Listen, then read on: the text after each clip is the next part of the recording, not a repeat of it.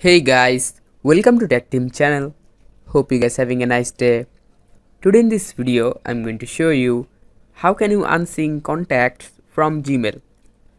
So at first, just go to your settings. Now in your settings, scroll and search for apps. This option, click on it. Click the second option here, manage apps. Now just scroll here until you find your Gmail. Now just click on Gmail.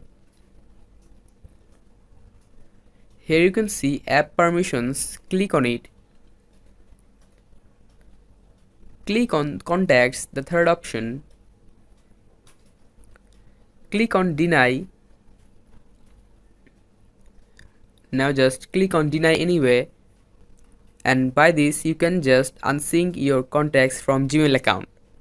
So guys, that's how you can unsync contacts from Gmail account. Hope you find this video helpful. If you find this video helpful, then give a thumbs up and don't forget to subscribe the channel. Thank you very much for watching the video.